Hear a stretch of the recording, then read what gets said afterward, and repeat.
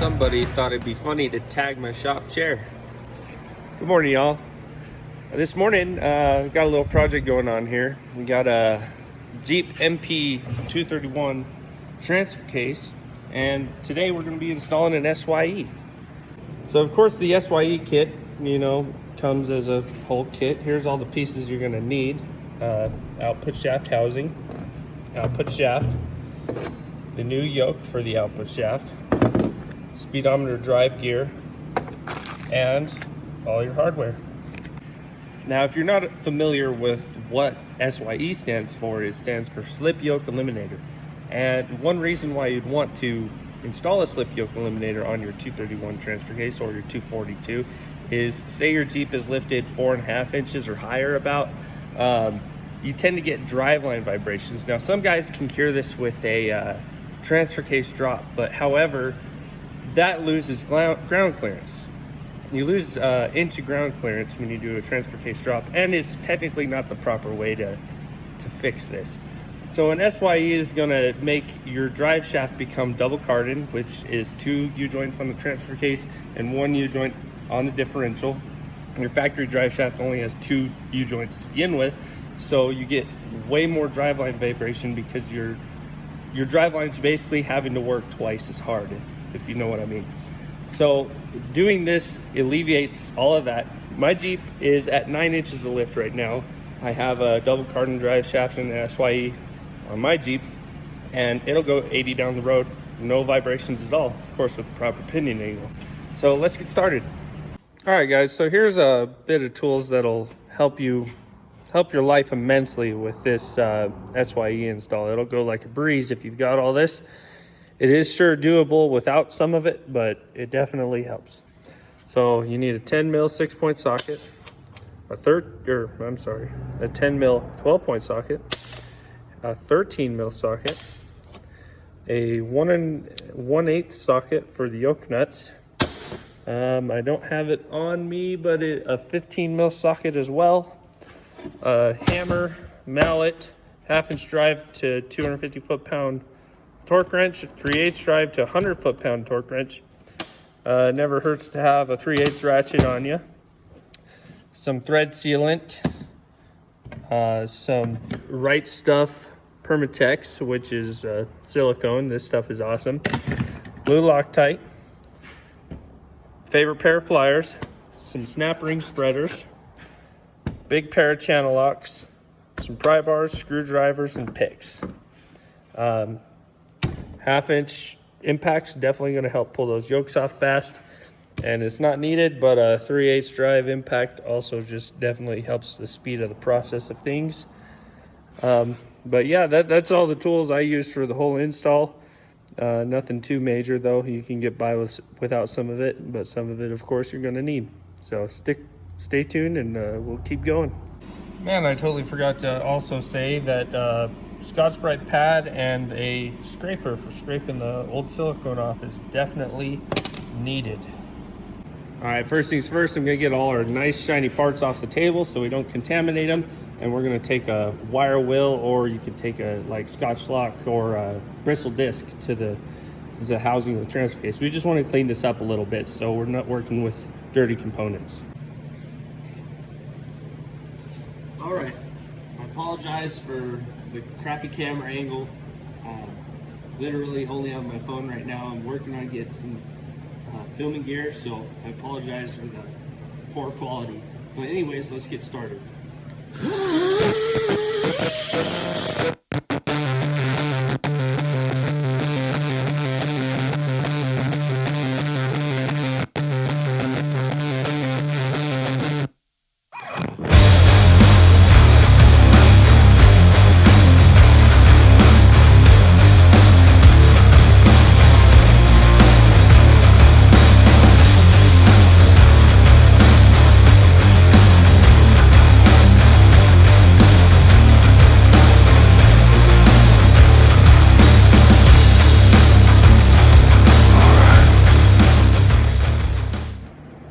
Alright, sorry, I didn't want to bore you all with how to clean a transfer case. This is not what we're filming, is how to clean. It's how to do an SYE.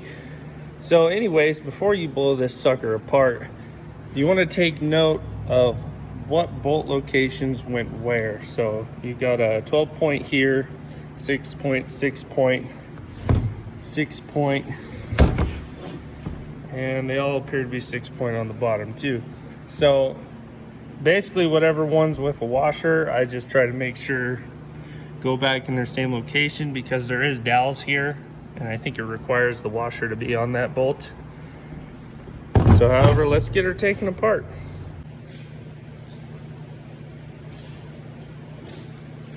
As you can see, my tripod is the vise on this table here, so I apologize. But first things first, we're gonna wanna pull this yoke off. I take the 1/2 inch impact and the 1 1/8 inch socket, blow this sucker. Easy as pie. All right. Set your yoke aside, set the nut aside. Let's come to the other side. We gotta get this boot and this collar off the output shaft in order to get everything out. So let's go ahead and pull that off.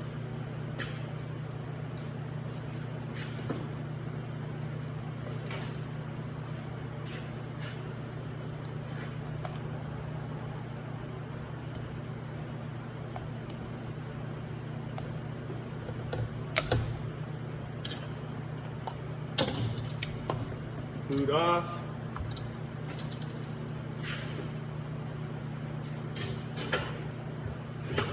Take that mini pry bar I told you about and the hammer and whack this collar off.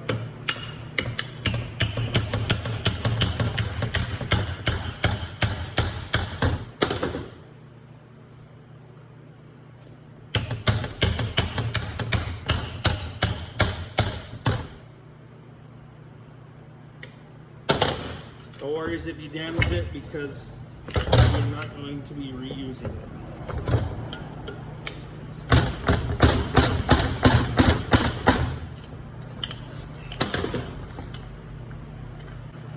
When in doubt, get a bigger pry bar, right?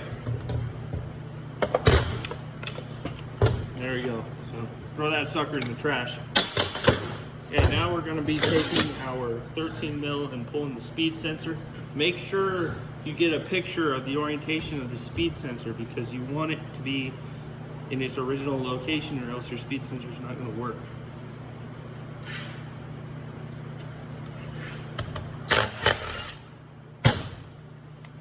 Run off, give her a wiggle, pops right out.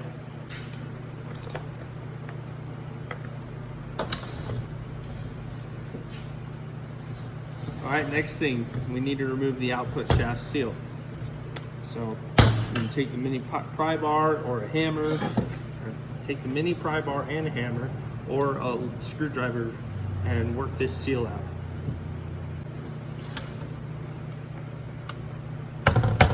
If you damage the output housing, it's not the end of the world, as we're going to be replacing it with the SYE kit anyway.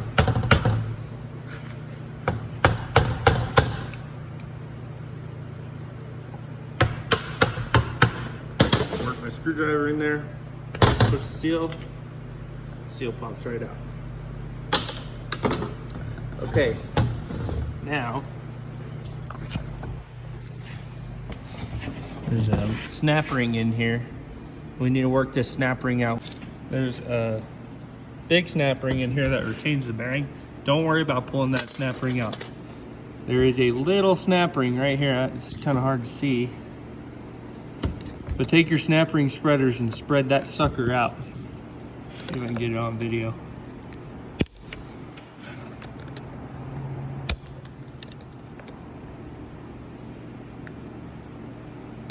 It's fun to do one-handed. One sec.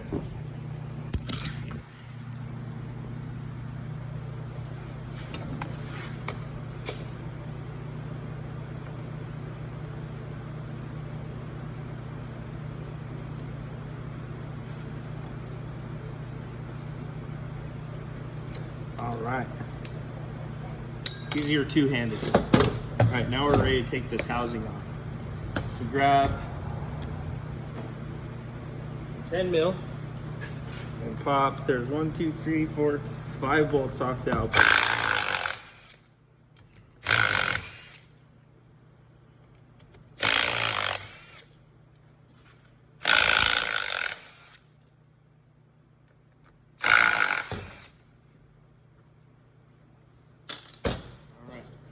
Now there is some tabs on the output housing where you can stick a screwdriver and mini pry bar. Pry it out. I usually go on this tab right here. Give her a little dazzle. This tab too. There we go. Sometimes that silicone is really stuck on there. Alright, slide that puppy out. Got your housing on. Alright, now we're ready to split the case. Alright, to split the case is just as easy as taking the output housing off. So remember your orientation of your bolts and pull them out one at a time. And then right here, and let's see, there's also a section on the other side right here. There's a place you can stick your mini pry bar or your screwdriver in and split the case in half without damaging anything.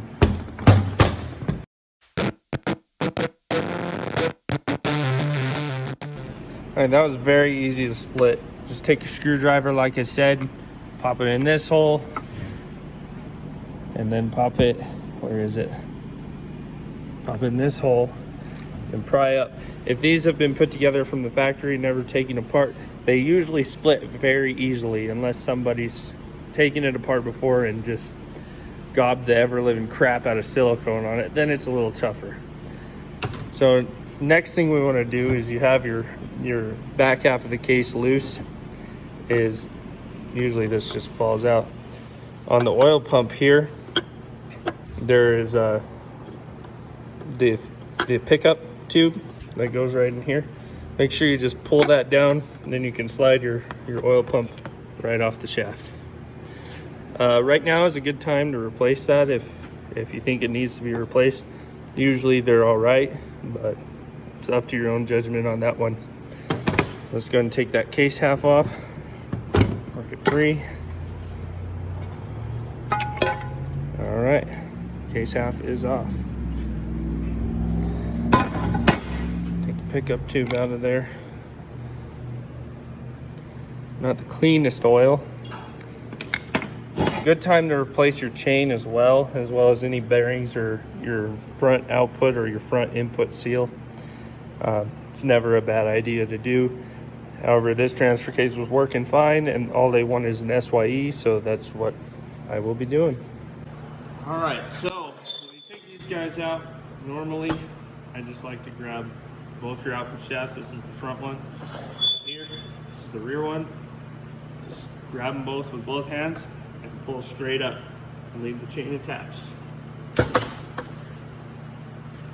Okay, so before we go back together, I'm going to take just a Scotch-Brite pad and a razor and just clean up this aluminum surface really nice. You don't want to get any debris inside the transfer case, so normally set your transfer case on its side like this, and then clean it up. Keep a rag under it so you're not getting any dirt in the transfer case. And it's a good time to let all that nasty oil fluid drain out too.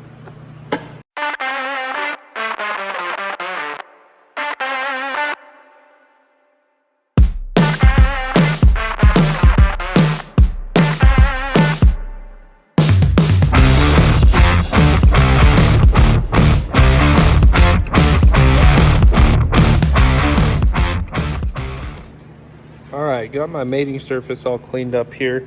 Went ahead off camera and cleaned the back half of the transfer case as well. The reason why I like to use just a razor blade and some Scotch-Brite is because you don't take a risk at taking any aluminum off this machine's surface. If you were to use, say, a bristle disc brush on a die grinder, you could risk taking some of this aluminum material off and then in the future causing unnecessary leaks. So just some elbow grease with the Scotch-Brite pad, took 99% of it off. It'll seal just fine.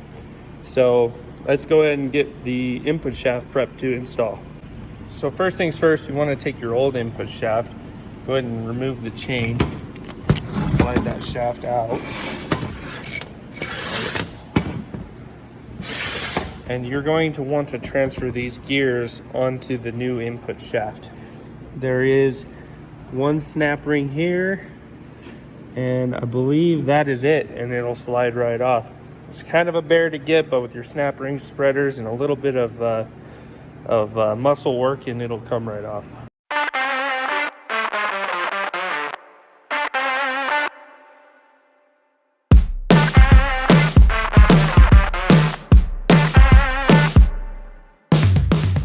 All right, so got the clip off. In my opinion, in this whole install, this snap ring is probably the hardest part of the whole job. My snap ring pliers, and I've done quite a few of these SYEs now, just don't have enough throw to spread it all the way. So what I do is I take the pliers, and then I take a screwdriver next to the side of the pliers just to get me that much more to push this guy open. And once you get it open, you can work it off with either a pick or a mini pry bar. Just sit there twisting it off. If you damage it, it's okay. You get a new one with the new input shaft. So make sure when you take these gears off that they get orientated the same way on the new input shaft. So I'm going to go ahead and do that now. Slide them off. Go to your new shaft.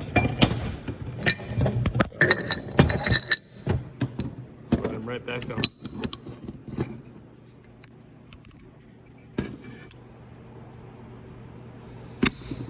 All right, now you're ready to reverse install this clip, and then we'll get it on the chain. All right, got her back on. Basically working it on with a screwdriver and mini pry bar is probably going to be your best bet, as the spreaders, it just folds under pressure. Like I said, that's probably the hardest part of the whole install. The rest of this is a breeze though. So let's get it back in the transfer case. Side note, I did forget to mention, on the older 231s, specifically in the Renix Cherokees, I believe, the 87 to 90, this output shaft will have two bearings, I believe about right here, that have to be pressed off. It's been a while since I've done one, before you can get those gears off. So just advising you on that. You don't need to reuse them on the new one, of course. Just throw them away and live on with life. All right, so take your new output shaft and put it back on the chain here. It doesn't matter really the orientation, as long as it's on and spread apart. Sorry. Okay. Let's grab our back half of the case, and you just want to make sure everything drops in nice and smooth. It's going to be biting on some splines and stuff. Just basically get it in until it's seated. I'll show you here in a minute. Take both halves, slide them in at the same time. Output shaft in the output shaft bearing, input shaft in. Just give it a few twists. Get that output shaft in the bearing there. There we go. All right, she's back in.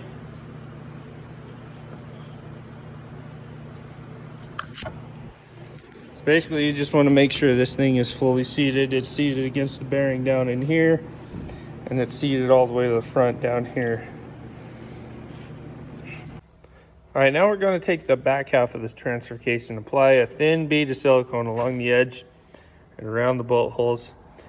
It doesn't need to be thick at all, just a nice thin bead. You can wipe it with your finger.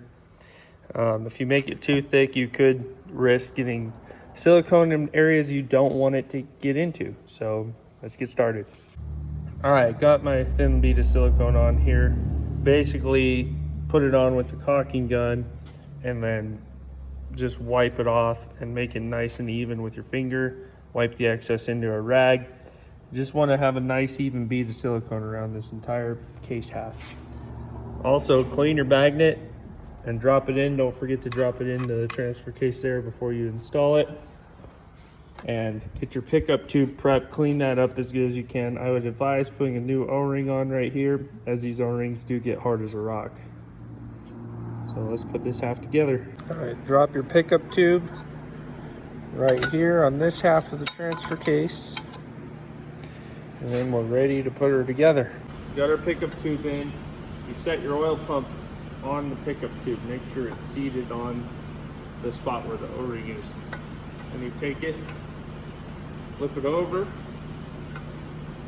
make sure it stays seated, slide the splines of your oil pump onto the output shaft, make sure the other side of the transfer case is seated on the other output shaft, make sure your dowels are lining up into their holes where they want to go. Sometimes it takes a little wiggling.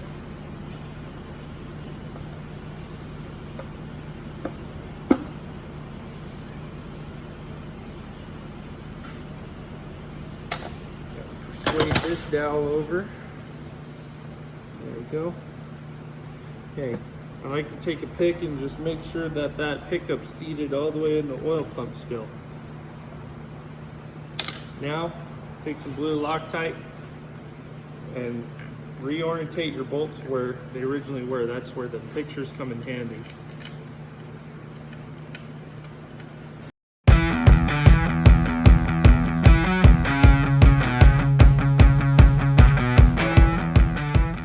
So I just took my 3/8 impact and lightly ran all these down. I didn't snug them up or anything, but take your 3/8 torque wrench and torque all these in a crisscross pattern to 25 foot-pounds.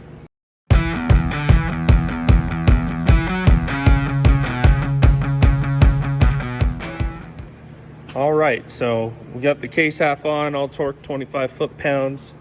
Pump is on, pickup is seated. You can see it right there. On your older 231s, like your Renix Cherokees, I believe. I'm not sure on the exact years, I don't remember. This right here is for the 4-wheel drive lever. It will touch the housing on your output shaft housing, your new one. So you will have to clearance it with a grinder. But on the newer ones, you don't have to worry about that. So let's get that output housing on. Here's our new output housing. Also, on these new kits, I don't know why, but lately I've been having to test fit this guy on here. So make sure you just test fit it. You know, get your bolts on, and run from 2 high to 4 high to neutral 4 low, and just make sure this guy in here is not contacting this housing when it's bolted down. Lately, I've been having to check the clearance on it and take a die grinder and just kind of etch away a little bit of that aluminum. That way it has no clearance issues on that. So kind of hard to see, but basically with this bolted on, you can kind of see the mark. Right, sorry, my focus is horrible on this. There's a little mark right there. Basically, when you try to shift this, the transfer case is neutral right now. It makes contact on the housing right there. So you just want to take the housing back off and just take a Dremel or a die grinder with a metal bit and just work a little bit of that aluminum out of the way. So yeah, I just took my Dremel and clearance that just a little bit. Now I've only ran into this issue with the Onyx Ada kits. I think that's how it's pronounced. That's just what we've been getting through my work lately, so that's what I've been installing. So Onyx, fix your shit, please. Not sure if other kits have this issue, but it's not a huge deal. Okay, so before we throw the output housing on, as you notice, there is no splines here. Well, there is splines here, but there's no splines for speed sensor. The old one, it's built into the old output shaft. So what they give you in the kit is 2 snap rings and a new drive for the speedo. So throw one snap ring on, speedo, and then the other snap ring. So same thing, just apply a thin bead of silicone just like you did on the case half, and slap her on there. All right, speedo gear is on. We are ready to set on the new output housing. Easy as pie. All right, it's tricky to do all this one-handed. There we go. Throw your bolts on with blue Loctite and torque to 20 foot-pounds. Now that we got the output housing back on, I like to just take the transfer case lever and shift through all the gears, make sure everything's working, nothing's bound up. It can be kind of tough with just the factory lever on the transfer case, because you know you got a lot more leverage when you have the actual lever inside the Jeep. So let's see here.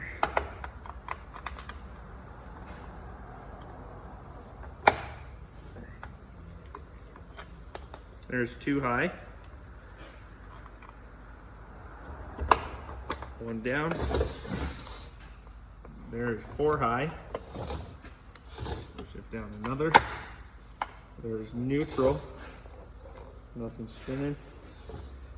And then 1 more is 4 low. All 3 shafts are spinning. So now we're ready to slap the yokes on, and a couple other little things, and we'll be ready to go. Okay, prior to installing the yokes, you want to make sure these provided seals get installed on the output shaft. So the small one goes on the front output shaft right here. That guy all the way up against the splines past the threads. Just line it up even with the splines. Same goes for the rear one. That one's a lot easier to install. Okay, so start with the old yoke first. This is the front yoke. What I like to do to seal this up, just for extra insurance, is take some thread sealer and just hit the inside of the splines on it. You don't have to put too much, but it'll just help prevent any of that ATF from seeping out of the transfer case.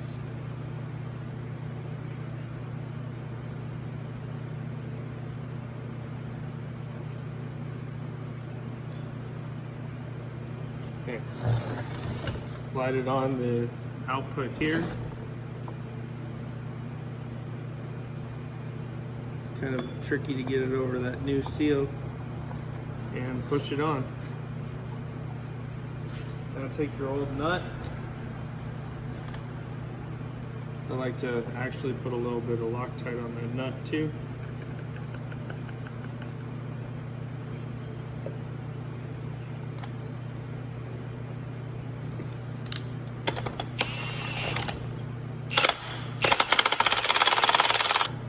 Snug down with your impact.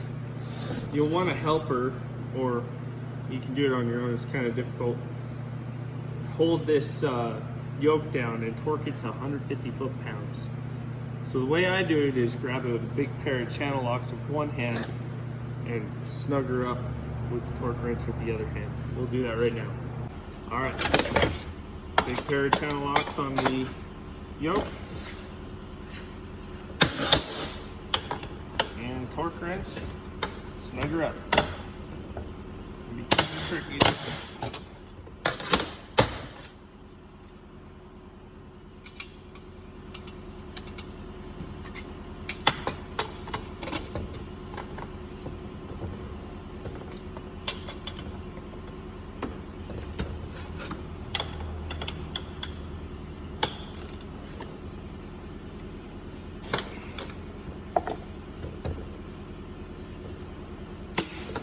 There we go. That was it. A little tricky, but doable by yourself. If you have a partner, it definitely is a lot easier. So just repeat the same process for the new rear yoke, and we'll go from there. All right, home stretch, guys. So new rear yoke is on. It's the exact same process as the front yoke. It's even the same size nut. If you have an older Renix Cherokee with a vacuum disconnect front axle, you will put your vacuum actuator right here. Any of the other Jeeps, just install this plug and then reorientate your speedo gear in its original position, and everything should be good. All right, there you have it. Speedo gear's on, plug is in, SYE is done. That's simple, guys. Ready to go back in the Jeep, and this Jeep's almost ready to crawl. If you guys would like to see more videos, please like and subscribe. I apologize, this is my first video, so I'm extremely rusty. However, I am looking into get more into YouTube, and if you have any pointers for me, for sure leave them in the comments. I could always use some criticism and guidance, I guess you could say. But yeah, thanks for watching, and hope y'all have a good day. We'll see you later.